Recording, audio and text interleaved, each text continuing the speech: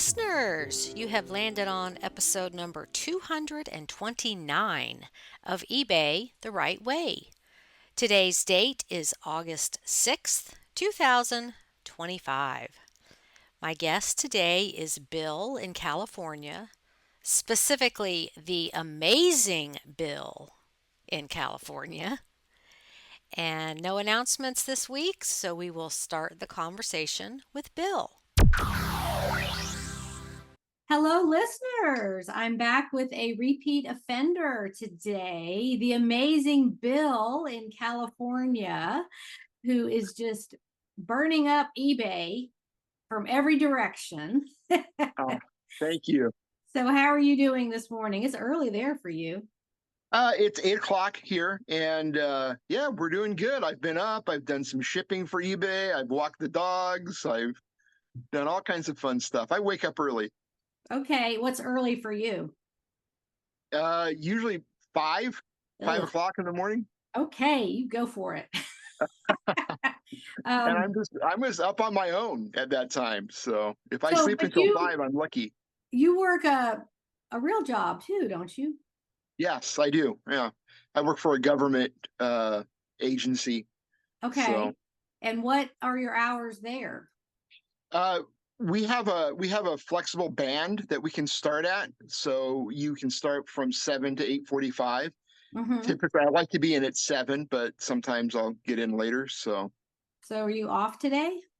no, I had some time off this morning, Okay. so I took off. So when I get done with this, I got to get ready and go to the real job, quote Go unquote real work for the man. That's right. work for the Got man. to do it. I feel like eBay's my real job. That's my vocation, though. And so you're like, yeah, I got to go to work this other thing so we can have benefits and retirement and all that, right? Yeah, that's right. That's right. Okay. Well, yeah, I was looking through my notes and I'm thinking, oh, it's been 2 years since you were on. Um, and it doesn't seem like it, but you're just posting on the group like crazy and finding all this cool stuff. So, do you want to give us a quick synopsis of when you came to eBay and when all this started for you? Sure. Yeah. I started eBay. My membership goes back, I think, about 21 years or something like I don't remember, something like that. So it's been for a really long time. I sold a few things when they had half.com. Okay. So that was mainly books and maybe media.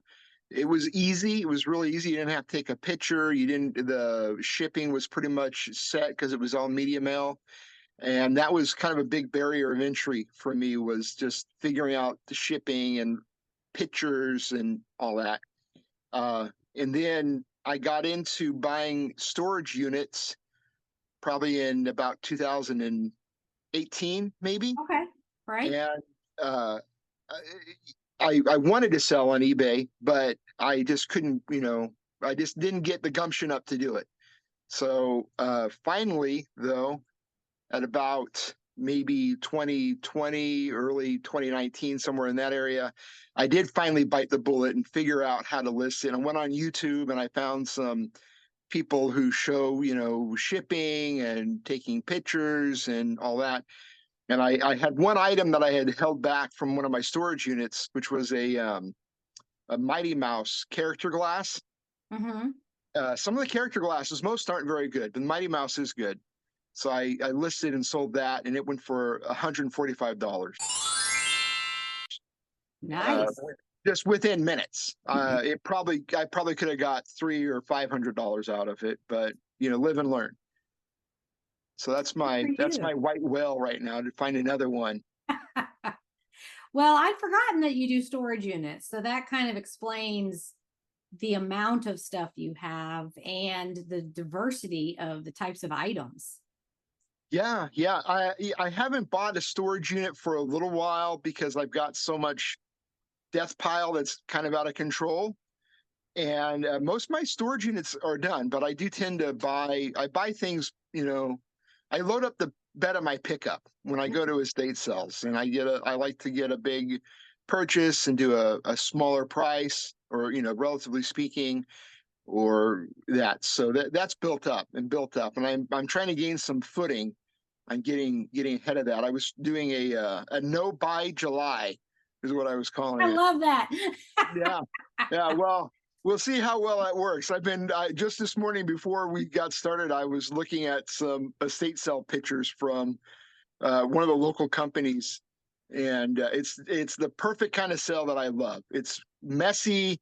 It's got all kinds of stuff, lots of things to dig through. So we'll see. We'll see how no buy July. I might have to say bye bye to no buy July. Or over by July. Yeah. So Okay. Okay. And so you're also working through your mother-in-law's stuff? yeah, we're kind of going through a storage unit that she had. We moved her and my father-in-law down here where we are in California from Washington State. Um, Again, probably in 2018, the 2019, that time frame. Um, and since then, my father-in-law has passed away, and my mother-in-law has gone into long-term care. So she has a storage unit of stuff that she writes. Not a big unit, but of stuff. So family has gone through it, and they've pulled some stuff out, and now we're just kind of going through the remnants. Right. Okay. Okay. So yeah, the no buy July. I'm like that too. Um, as far as looking at online auctions or upcoming estate sales, Oh yeah, it's just you have that fear of missing out. And that's we always that's exactly it. we That's always exactly know it. we can get more. It's not, it's just restraining yourself. And I'm like you, the junkier the better. When I start looking at pictures and they have things one by one, like a beer can collection, and they've got it one by one, I'm like, no, that's Yeah, be priced too high.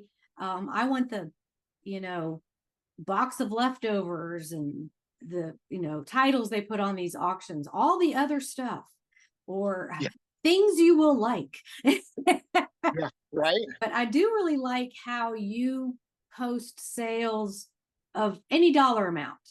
Yes, Oh you yeah. have some high dollar stuff, but you also show the real side of, yeah, I only got $8 for this, but I rehomed it and I got $8 for it. Sure. Yeah. Yeah. I think I really have something in me that doesn't like to throw things away.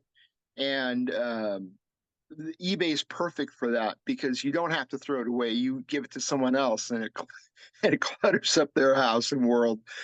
And if you get it cheap enough, it's fun. That's the thing too with me is it's just fun. So it's okay to sell something for a few dollars.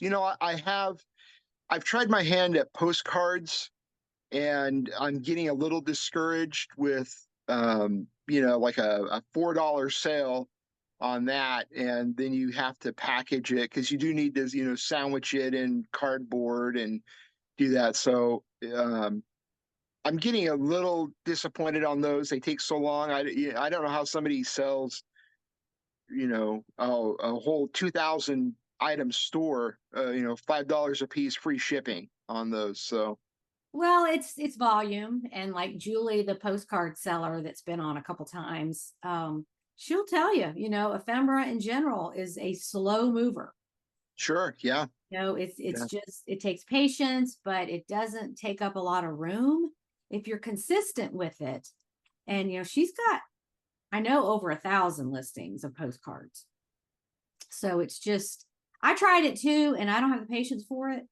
yeah. Um, I just, um, it was overwhelming to me. It was so much to research because it has to do with all kinds of factors. What is in the picture? What is the postmark? How old is it? Did anybody say anything on the back that is of historical significance? All that stuff that's factored in. Oh yeah. Some ephemera I enjoy. I've sold some catalogs or some other booklets, and old pictures are fun. Mhm. Again, I have a little bit of difficulty figuring price on some of the older pictures if I'm overpricing it or not. Yeah, I feel that too. I've started just reselling the lot as is. However I get it, I just put it up for sale on eBay that way. And you can really go down a deep rabbit hole sorting that stuff out and trying to figure Yeah. out, do I do this one on its own? Do I just put it all in a lot? Do I do them by date? Do I do them by topic of what's in the photo? Do I do it by age of the person? Like, Sure. there's all kind of ways to sort it, and you can just get analysis paralysis trying to figure all that out. So, Yeah. Yeah. but I'm Yeah. getting some photograph and other ephemera lots on these online auctions, which they're cheap to have them shipped to me. Oh yeah. For like less than $5. And they're interesting to go through, that's for sure. But yeah, I decided I'm not going to sort them out. I'm just going to resell them exactly the way I get them and Yeah. conserve my time. Oh yeah, unless you get something that's a real standout. I did buy a while back. I had bought a few old pictures from an antique. Well, it's she put it on Facebook Marketplace, but she has an antique store. I think she's slowly trying to downsize. Mm-hmm. I got a lot of these random pictures, and one picture you could barely make out exactly what was going on, but it was labeled tiger and bull fight, Panama City. It was like 1910. Mm-hmm. It was either tiger or lion, one or the other, maybe tiger. But I guess you could kind of see in the cage. They had these two animals in a cage, and you could kind of make them out. And a lot of people in the stands, and that went for about $50. Oh yeah, very good. Yeah. Yeah, somebody put one on the group that was in a video too. It was of a women's prison, I think in Oh wow. Arizona. And now well, there's a national park around it with the same name, and that sold for good money. And then of course any of the Victorian death photos. Oh yeah. There was one I saw when I was researching, it was of twin babies. I mean, it's Oh wow. morbid stuff, but that sold for, I don't know, maybe between $75 and $100, or maybe more than that. Just it's the really weird stuff, or the Exactly. macabre, the very it looks depressing, but that's what they did back then. That was like, we're going to take one last picture of this person in their coffin, in their death clothing, and that was, that's history. Yeah, for sure. Yeah, I sold a while back. I bought a one of the old. It's an oval um, pitcher with a convex glass on it, and this baby was very disturbing looking that was in there. I don't think the baby was deceased. I think that it was just not an attractive child, but It was unfortunate looking, as they say. yeah, it wasn't a great picture. But some people kept telling me, in different groups that they thought it was the post-mortem or what. So I did post it, and I think I used Victorian mourning in the title. Right. That is excellent. Keywords. Yes. And it went for about $96, I think. Nice. Yeah. Yeah. And it went to a collector that probably, is into that and wanted Sure. that for their, and you never know, like maybe the person worked for a museum. Maybe it didn't go to, the shipping address wasn't the museum, but it's the curator or the person that finds items to put in their display at wherever. So you never know where it's going to end up unless you ask, why did you buy this? And Oh I yeah. never do that unless they've already left feedback, because I don't want to poke a sleeping bear. But Yeah. if Right. they answer, you get some good information about why they bought it. Yeah. I'm very curious. I'm very curious Yes. about what people are doing with all these items.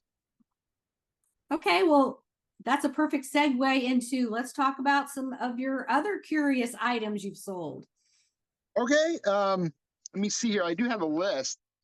Oh, we're talking about my mother-in-law's storage unit. So here's one that's good. I after my wife's sister and brother were here for a visit in last year, I went through a box that was trash. They brought a box of trash over to the house, and I was going to throw it away, but I'm not just blindly throwing away a box of storage unit trash.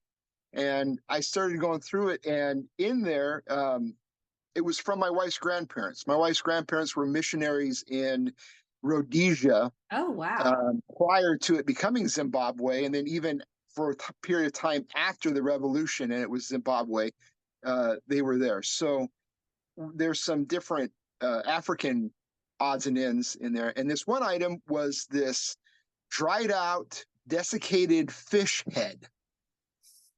It was a skull. It was maybe about 3 inches wide, and it had these enormous teeth on it. So at first you would think, it looks like a piranha. Well, they don't have Right. piranhas in Africa. That's a South American animal, but it was a African tigerfish. So I think it was their version of the piranha. Anyway, so I listed it on eBay, and it went live, and then just, I mean, within minutes, it sold for $149. For a petrified fish head. Yeah, dried out fish head that was in the trash bin. Did So you ever figure out what exact fish it was? yeah, it's an African tigerfish. Oh, it's Is called a what it's called. tigerfish. Okay. Yeah, Okay. yeah. Okay. Well, I've seen that stuff, and the piranha is one of the items in one of my BOLO books, because when I came across that, I'm like, what? And yeah, it's like a dried out petrified piranha on a little stand, like it was for a display. And it's just horrifying looking, but I guess people collect that stuff, or it's Sure. the oddity of like, oh, maybe this person's a fisherman, or maybe they just collect those kinds of things in their weirdo man cave or whatever. Right. Well, this buyer actually had the word skull in his username. Okay. He might Well, maybe have. he was some kind of scientist, Yeah, yeah, it could be. I Yeah, just yeah. always go to who is buying this, and are there more of these people? Like why did they want this? And I just can't help myself thinking that. Yeah. Well, the thing that gets me is the people who are buying the random ephemera pieces. I sold a one-page menu from a Loma Linda sanitarium hospital in Los Angeles. One Okay. page, one page dinner menu. So you could, it was just probably a mimeographed piece of paper. You could check off what you wanted for dinner that night. And I sold that. Mhm. I think it went for $20 or $30, something like that. But I mean, Yeah, you just never know. And it could have gone in a paper. museum or Sure. display if that facility is no longer, Oh yeah. Menus are big. And it can be very random. I bought, or where did I even get it at? Maybe it was an estate sale. It was just a regular menu for some place in Washington State, and didn't go for a lot of money. It went for maybe $8. But it was just, the Jack Lodge or something like that is what it was Mhm. called. And sometimes it's very specific. I came across a lot of Steak and Shake memorabilia, because some of those are closing. There's not as many as there used to be, probably because the food's not as good as it used to be. But some of those menus went for a lot of money, but it was a lot of a bunch of different things, and like napkin holders and stuff that would be on the table, and coffee mugs with the Steak and Shake logo. And I didn't want all that.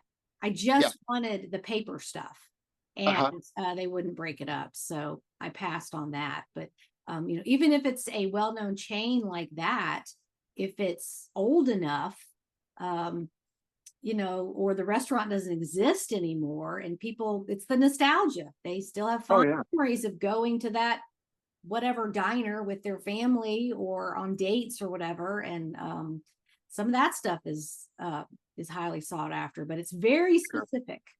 Yeah. Sure. Yeah. One of my some of my bucket list items are Bob's Big Boy menus and those just whatever because they have banks or figures or Hmm. so those are on my list to get. I want to Oh, get some of did those. that turn into Shoney's or was that separate?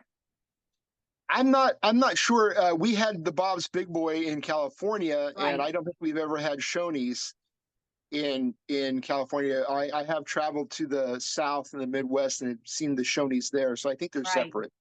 Well, I'll tell you one thing. I don't even know if there's any around me, but they had a killer breakfast bar back in the 80s. We used to go there and just it was good food and it was a lot and the blueberry muffins were so good and um like now it's Golden Corral and those Oh yeah. restaurants and it's just very mediocre. It's not even good. But Oh yeah. Yeah. yeah, so yeah, Bob's Big Boy, Shoney's. I don't know if that's the same company or if they're different, but same concept. Yeah, Uh-huh. Yeah. yeah, Kind of a different version of Denny's. exactly. Yeah, and Denny's that has a reputation right up there with Waffle House. That's where you go when you've been out drinking all night.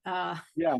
As Or you want to see a fight. teenagers, yeah, You want or to see a college, fight? Go to Waffle House. yeah, or college kids that like that's where you go to load up after you've been out with a hard night of drinking. Sure. Yeah, Waffle House fights. That video with a lady throwing the chair. Is that what you're? Uh-huh. Yeah. Yeah. Well, that's based out of Atlanta, and Yeah. I probably have I don't know 20 to 25 high school classmates that are executives there. Like Wow. that's where everybody went to work was corporate Waffle House. Yeah, we don't have the Waffle House out here in the West, Oh but no, that's a sad situation. it is sad. I think Waffle House is probably better than Denny's. Oh yeah, So yeah. And then of course there's Chick-fil-A, and that's yeah, making its way around. Do you have them out there? yeah, we do. They've been coming out here. They've been making their way out here, so we have them. Okay. Okay. Well, just making sure you're in the loop because we don't have all your good burger restaurants. Yeah, in Atlanta though, you have the Varsity. Well, now that's a very specific special restaurant. Yeah, Yes. Have you ever eaten yeah, I have. My wife's aunt and uncle live in Atlanta, there? Okay. so we've been to the Varsity, and then my wife, my oldest daughter, graduated from college this year, and she's doing an internship in Disney World in Florida. Uh-huh. So my wife and drove her across country Oh, wow. early here last month, and they did stop again in Atlanta to say hi to Annie Pam and Uncle Mike and go eat at the Okay. Varsity. So, did you go to the original one down by Georgia Tech downtown? I, you know what? It's been over 20 years since Oh. I've been there, so I'm not sure. Okay. Maybe. Okay. Well, yeah, we used to go there when we would take my grandmother back to the airport for her to fly back to Florida. And our thing was chili dogs and onion rings. And Oh wow. yeah, that is an Atlanta, that's very historical here. So Yeah. you can say you've been. Yeah. And how did Yes, we for sure. transition to talking about food? Oh, menu, right. Yeah, yeah, it always goes back to food, right? Okay. So what else do you have to enlighten us with? Okay, well, kind of in that same vein, I'll talk about a soda crate that I sold. Soda crates can be really good money, and this was one of my first forays into the online um, auctions. You know, Okay. there's a company. We're in a kind of a small area where I am, so we don't have as much broad options. There's a smaller estate sale company that will advertise on an auction site that's kind of based in the central California area. So they were doing an auction for a house in our town, and I bid on a lot of crates, and I don't remember what I paid. Probably $10 or something for about maybe 5 crates, and they had different ones. But you zoom in and look right. And when Mm-hmm. you're just looking at the cover picture, it's very boring. Is 4 or 5 wooden crates piled up on each other. But there was one that was Frosty root beer. I don't know if you've ever heard of Frosty I've root heard of beer. that. Huh? Yeah.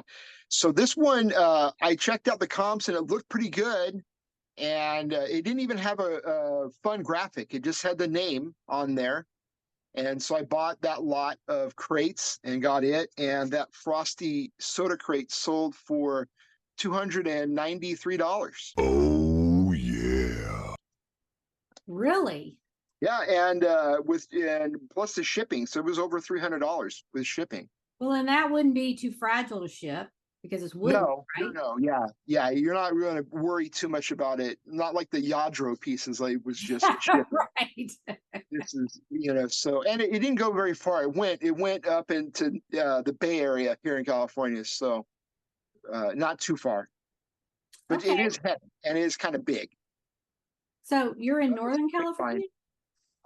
We're in Central California. We're at Okay. the southern end of the San Joaquin Valley. Okay. Okay. All right. So yeah, I do see those soda crates on online auctions sometimes, and I've seen them sell for good money too. Yeah. For good money. I think Coca-Cola tends to you see a lot of Coca-Cola ones, and I think they're pretty plentiful. So Mhm. they probably don't get as high of a price as some of the, more obscure ones. Or yeah, the ones that aren't made anymore, right? Sure. And Yeah. we are covered up with Coca-Cola stuff. Oh yeah. Especially in Atlanta. And it's there's so much of it. There's so much of it mass produced, and most of it's not worth anything. It's just like anything else that was so mass produced. You really have to, like Disney, you really have Sure. to know your stuff, like which things are valuable and which things were limited edition and all of that. So, Yeah. when you say, oh, Disney sells well, it all depends. Is it, a collaboration of a Christopher Radko ornament with Disney? Their collaborations can do pretty well. Sure. There's not, Yeah. millions of them made, but it's a lot to sift through when you're looking at those types of items. Disney, Coca-Cola, even Delta Airlines, Oh yeah. because there's What I found too is the Coca-Cola collectibles, people tend to think they're worth a lot. So they are priced up at yard sales or state right. sales, and they're not really worth much, but everyone thinks they are. So Yeah, and then sitting next to it, you've got some old rusty thing that will sell for $100. oh sure, sure, that Quarter. yeah. I'll gladly take some of that rusty weird stuff that people think is trash. So enlighten us on old rusty stuff that you've sold. I bought a while back. I went to an estate sale that was advertising a lot of glass. It had a lot of glassware at this estate sale, and when you go there, there was an outbuilding, kind of like a very large metal barn. I don't know why the people had it set up like this, but that had a lot of old glassware in it. And when I went later in the day. There was I didn't go right at the beginning. I went at maybe 10 o'clock in the morning after the crowds had died down, and I didn't have to stand in line. And I was walking around, and right near the entrance, there was this very elaborate looking machine, and it was a bow maker. So you would put ribbon on one part. Oh, It had a okay. branch. I was thinking hunting bow. No, you're Yeah, talking no, about a pretty yeah, ribbon bow. yeah, bows. I think they probably had them in department stores, and I got that. It was nothing to look at. It looked very weird, and all that. And obviously, people had been there buying glass all morning long, and I got that for, I don't even, not much at all. And it was well over $150 in that range. Wow. It wasn't fun to ship. It was, a bit of a chore to ship. But it was good. And then at that same sale, before I ever went to the outbuilding where most of it was at, and they had a couple C trains also, but before I ever got to that, you walk through the field. There was a parking area. There was this little wooden shed, and that's where I like to gravitate. So go in there and, it was maybe 6 by 6. It wasn't very big. They might have just covered the well, maybe. But there was a lot of old wood and dusty stuff. And there was a gas can in there. It was a Jacobson mower gas can that was made to do your mix. It had their logo and all that. And I threw that on my pile that day. And that went for maybe $80. Okay. So that was an old rusty Castaway, that was just there. And everybody else at the sale walked right past it so they could go buy the uranium glass or the stretch. I love that. Yeah. Yeah, that's Yeah, me. I'm always looking for those little hidden gems that nobody's paying attention to. Um, sure.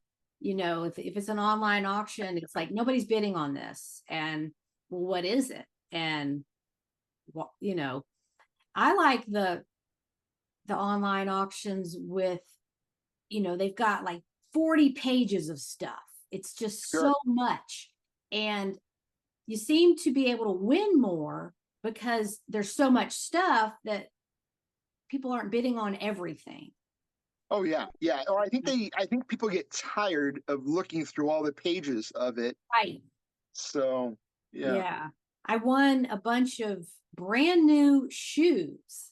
Now I'm having Oh, these wow. shipped to me, but they were like Skechers and like the lightweight knit comfort shoes. So they weren't heavy. Uh-huh. And they all Yeah. had the boxes and were brand new. And then there were all these lots of makeup just Oh, piled wow. like the department store stuff that's expensive. Uh-huh. And so apparently this lady liked to buy shoes and makeup. And Wow. so anyway, I bid on those shoes and it was like Clark's and what's that one that's the comfort, Easy Spirit, stuff like that. It's like mid-range, but they're not cheap new. And I won a bunch of them for $1 a pair. And then I contacted the company and I said, when you ship these, I don't want the boxes because that's going to make the package bigger and heavier. Uh-huh. And I don't want to ship it in a box anyway, because then I got to put it in another box. So it was fine because they had tags on them and everything. But I couldn't believe nobody was bidding on these. But that was one of those auctions that had so much stuff. And these were near the end, like on page 36. And I'm like, I bet people just aren't scrolling through to find this. Sure. And was it just it was one large lot of shoes, No, right? it was several listings of two Oh. pairs each. Oh, So wow. they were all the same size. So it was like a Skechers and a Rika or a Easy Spirit and Clark's. And they were it was two pairs in each listing. So it wasn't a huge risk to bid on those. And this was one of those companies that had no buyer premium. And Wow. that's kind of rare. But So those kinds of shoes, how much do they go for? okay, so some of the Skechers can go for 25 to 30 if they're new, Uh-huh. because Yeah. comfort Yeah. shoes, Yeah. they're squishy, and they have one called Yoga Foam. And I Okay. wear those because I have terrible feet and they're comfortable. It's like walking on a cloud. And so they're not a super high end, but they're popular. And Yeah. people know like Yeah. what size they wear and what style, and they're not leather, they're fabric, so they're going to wear out. Sure. But they're good, bread and butter items. Yes, They're good absolutely. store filler that will sell, reliable sellers. They're not flashy like your $200 Nikes. No, they're not like Coach or Prada shoes. Yeah. And, in my experience locally here, you can't find good pre-owned shoes in the thrift stores.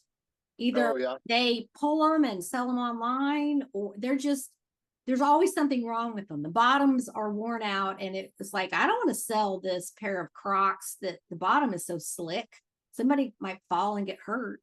Yeah, right. Or, they're coming apart. You do the twist test and they're dry rotted, and it's hard to find good condition used shoes where I am. I just don't see them. Yeah. And people sometimes they search that out because they don't want to spend, the higher price at the store. Right. Want the Yeah, they lower go price quickly if they get put on the floor. They go quickly. Yeah. I'd love to find one of those the Hoka Oh sneakers yeah. that have the really thick Uh-huh. sole.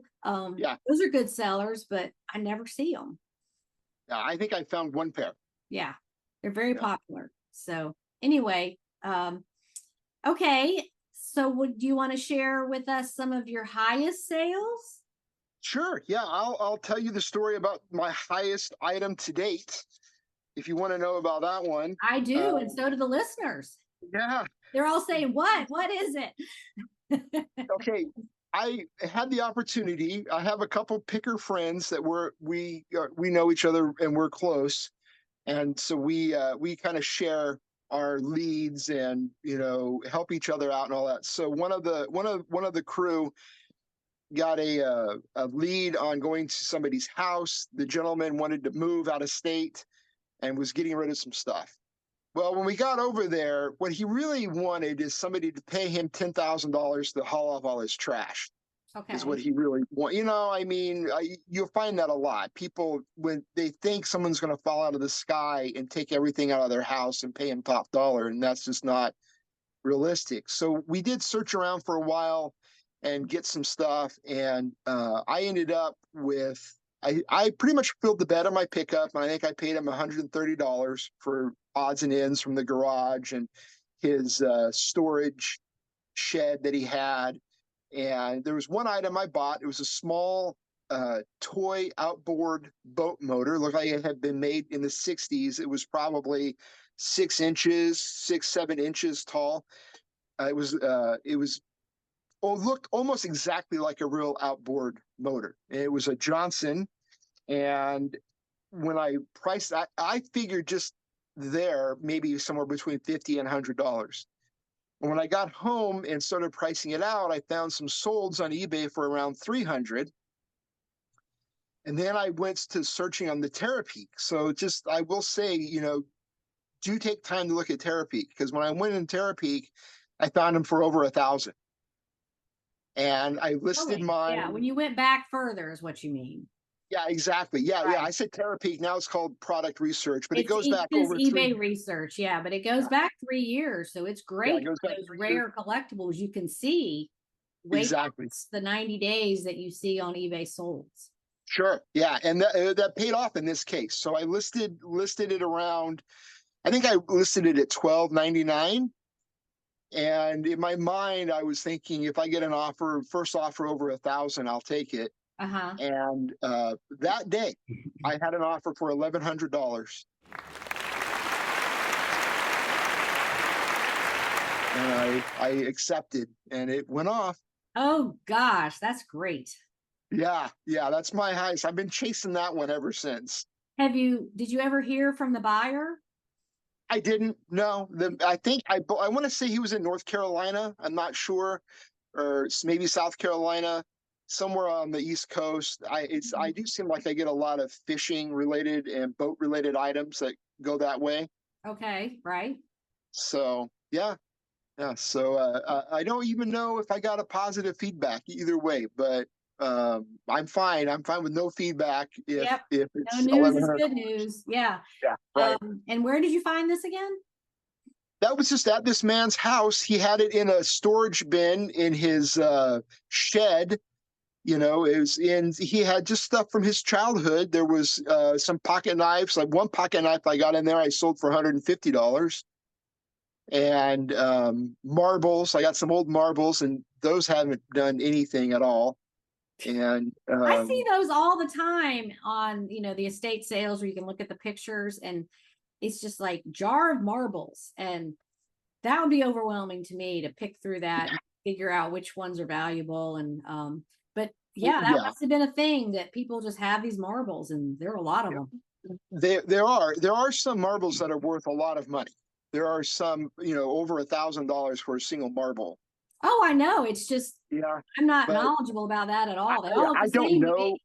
Yeah, I don't know what makes one better than the other, and it is overwhelming to start searching through a bucket of marbles. absolutely. And I was looking through one estate sale and saw what I thought were marbles. There was about 4 of these. They were very big, like the size of bigger than a golf ball. And I'm like, what is that? And they were glass, knobs for stick shift in like these old Oh, collectible cars where you could change uh-huh. the knob and have this fancy hand blown glass knob. And I was like, oh, those went up to like $200 or $300 a piece. Oh, sure. And I Sure. was Some of like, that. I Yeah. never, I'm not a car person. I don't know all that stuff that all those extras you could put on your car other than the Oh, fuzzy yeah. dice, And I was like, I didn't even know this was a thing.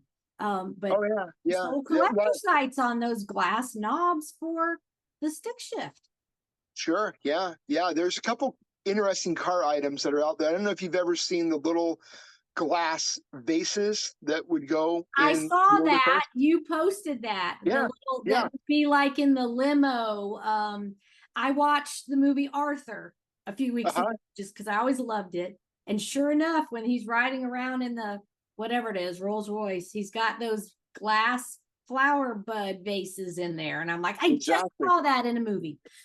Yeah, yeah, right. Yeah, yeah, yeah. I got one of those and sold it, and it went for about $50. I'm sure there's some that are worth a lot, but that's what this one went for. So Did it have any and markings on it, or it was just glass and I you knew couldn't. what it No, was? I didn't see it was the glass itself. I think it had some etching on it, Okay. maybe kind of a abstract floral type of an etch, and it's in a little chrome holder. So they're Okay. beautiful little pieces. They're really pretty little pieces. Yeah, they're beautiful. Now, also, I see that, or I'm assuming that you're doing some AI backgrounds for some of your items, and there was like a snowman, and you made an AI winter snowy background on that. Yeah, there's what I think recently I sold. It was a Steinbach uh nutcracker. It was a Yes, I Santa. think that's what I saw. Yeah, Yes. yeah. The Steinbach. I don't know if you're aware of the Steinbach nutcrackers. No. They're tall. They're about 18 inches, handmade wood from Germany. They go for a lot of money. That one I think went for $250. I'm Okay. doing some consignment for a neighbor. A neighbor of mine owns he owns a chocolate shop and coffee shop in town. But then away from our town a little bit, we have the entrance to one of the national parks, and there's a community there. And he's just bought. It's like three different shops: ice cream shop, another candy shop, and then a gift shop that's kind of Christmas themed. Okay. And some of these items that he's had in that shop have just been sitting there for years, and they're not selling. He knows that I sell on eBay, so he asked about doing some consignment. So I got, I think, maybe 4 or 5 of these big nutcrackers, then another nutcracker from another Adler. I think it's a Kirk Adler nutcracker, Okay. Right. and then some of the buyers. They called buyers the carolers. Have you seen Right. those? Yes. And some of those figures, and then a bunch of Fontanini um, nativity sets. Okay. So if you've ever seen the Fontanini, it's an Italian company, and they Oh, tend to be yes. Yes. yeah, I did a class for that in my school. That has a rich history, and they're beautiful and very collectible. yeah. So he brought. I mean, there was enough of those items that again filled up the bed of my pickup, and I've been listing those and selling them off. And yes, I do the AI background. I like to do the AI. That's just the eBay one. Okay. So every now and then it'll get a little. They do it on the mobile. I don't think they do it on the desktop. The AI. Okay. So I do kind of a hybrid listing. I usually start things off on my mobile and then finish it on the desktop because there's a few shortcuts that make it easier and quicker to list on the desktop. But Yeah, the I AI, do all my listings on the desktop, and I don't see that. And obviously, like everything else, when that first came out, it was terrible. oh So yeah, just have improved it. But several years ago, it was all about white background, nothing in the exactly. background, only the item for sale. And I preached that. And now it's, eBay has this AI tool that can make your pictures look really fun. And items with that sell and they come up on Google. And so I don't know what the right way is anymore. Right. Have Yeah. to play around with it and see what sells. They have some of the filters that will do a wipe and make it completely white in the Right. background, or some Yeah. that'll make it different colors. A lot of my stuff, if it's a Christmas or a winter themed item, I will like to use that outdoor snow background. Yeah, it's very eye-catching and fun, and it sets the mood. Yeah, and I think that's my thought anyway. So I've done that. If it's other items, I'll tend to use. They have one that's like a wood background, and I'll use that for a lot of my regular items. And I think that's great because we don't have to obsess over getting the picture perfect when we're taking it. Sure. I've gone to, I use a different photo editing program because I do it for like my classes in my school and my YouTube stuff. And so I use it a lot. So I pay for it. But, if the lighting's not perfect, I don't care. I take out the background. I can adjust the lighting. I can adjust the color because sometimes it puts too much yellow. So I got to take some of the, do the slider on the color. And you can fix anything pretty much, unless it's blurry, on a photo editing program, which saves me so much time because used to be you'd sit down to list the item and, oh, this picture did not come out right. I got to retake it. It was terrible trying to get reds and purples the right color. Yeah. So the buyer could see on their monitor the exact color. And I don't have to do that anymore. I just use a photo editing program and make it look right. I think you can do some of that on the eBay. I haven't really got into that too much. I probably should tinker with it because sometimes my lighting, I think, will wash out some of the stuff or make it look not quite the true color. And so, like in the past, people would spend all this money on their lighting setup, in the white background and the two lights to make it even, and or the ring light or whatever it is. And now you can just edit it in your photos. And on the full site where I list from the computer, because I like to feel like I'm flying an airplane. I got to have a big screen. But it does have background removal. You can adjust the brightness, you can crop, but there's not like anything advanced for color balance or that kind of thing. And maybe they'll get there at some point, but I just love how it's evolved where we don't have to obsess over getting the picture right. And I got to take it at this time of day where the sun is in the right place coming through the window or whatever it used to be. We don't have to do that anymore. It's all technology.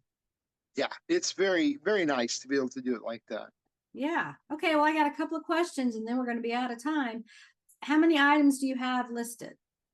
Right now, I have about 1,100 items in my store. Okay. And what is your average number sold per day or a week? It's been bouncing. I've been trying a couple different things, but I probably sell somewhere between 2 and 6 a day. Okay. That's a good pace. Okay. Yeah, it really is. It really is. In June, the end of June, I put a lot of stuff on clearance. And that kind of bumped things up. And then this week, watching a YouTuber, I decided to put everything in my store promoted at 3%. Okay. Did that help? And we'll see. I mean, so far there's been, you can see which items are sold from a promoted listing, and it's about half and half. Okay. And so is that worth it to you to pay a little extra?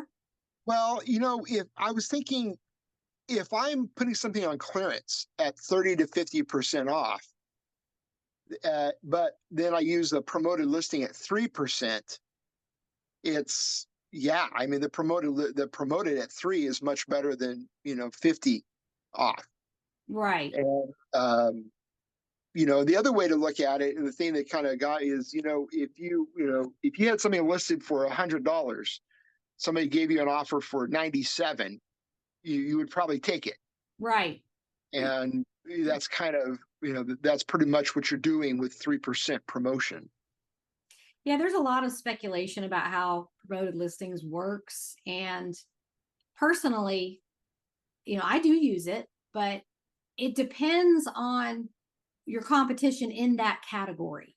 So Sure. if you've got stuff that is really one of a kind, the historical ephemera, that kind of stuff, yeah, there's a lot of listings. You have a lot of competition, but not for that exact thing. Sure. Well, so if you're selling, Nike shoes, you're gonna have a lot of competition, and you're gonna to really get seen, you're gonna need to do a higher percentage. But if you've got an autographed photo album from some celebrity or something like that, that you probably won't need to promote that at all. It's gonna get found. Yeah. Yeah. So when people We'll ask, see- we'll see. I'm going to give it a shot for a few months and see what happens and go from there.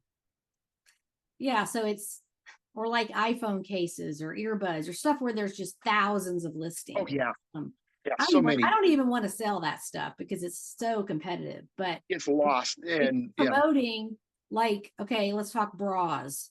Like, there's so many different brands, colors, sizes, combinations of sizes. Like, but there's a lot in there. It's very competitive. So it is something that you just have to experiment with. And I'm glad that you're saying, I'm just going to see how it goes, because there's a lot of speculation, but there's really no science or no proof of any of it. Sure. Yeah. Because you don't know what your competitors are doing. You'll see them on the sponsored listings, but you don't know what percentage they're doing. Yeah, exactly. Yeah. I know eBay's suggested you have to be careful when you do it, because they will give you a suggested rate at, 16%. Or then they have the other variations where you can go per click or dynamic, and it varies each Right. day. So I don't know that I want to get into quite all of that. I'll just do a flat percentage on everything and see how it goes. And I'm very skeptical of eBay suggested anything, Sure. because Sure. you don't know how that number is being formulated. So let's say you're listing a model train or something, and it says suggested percentage 9%. Well, where's that number come from? Is it of the ones that sold? Is it an average of what's listed? Is eBay saying, let's take the average and add 5%? So we can make, how are they getting that number? I don't know. That's a good point. I don't know. Yeah, no, I'm just rhetorically putting that out there, because they're not going to tell us how this is done. They don't want us to know. But I feel like from a corporate America standpoint, I'm not bashing eBay. They want to make money like everybody else. Sure. I feel like they're taking some kind of average and adding a little to it to say, oh, this is what we suggest. Right. Yeah, exactly. I'm sure they put it in their favor a bit. Exactly. Yeah. So why not? A lot of people are adamant about, no, I'm not doing promoted listings. That's just a cash grab, eBay making more money. But, and I get it, but you won't know until you try it and you make them out ahead. Like you said, if you had a $100 item and you would take a $97 offer, it's kind of the same thing. Yeah. Well, this YouTuber that I watched is one of my favorites, and he said he gave it a try from another big seller and he wanted to get his 90-day up, and he got his 90-day up from hovering around 12 to $15,000 up above 20, which was a goal that he had. And I go, okay, well, I'll give that a shot. I'll try that. Yeah. I mean, the worst thing that can happen is you'll make a little less money on the sale, but you're never going to know if it would have sold without the promoted on there. You're Sure. going to know that. So that's right. It's just, trial and error kind of thing. So anyway, well, we have been going about an hour here, and it was great to catch up with you again. So you're going into work later, or you have the whole day off? No, I'm getting ready and going into work and seeing what awaits me there when I get in. Well, what waits you at home? How much do you have in your death pile? Oh, I got a lot. Since I, you I have, started I have no by I, July, you must have a bunch of stuff. I do. I do have a lot.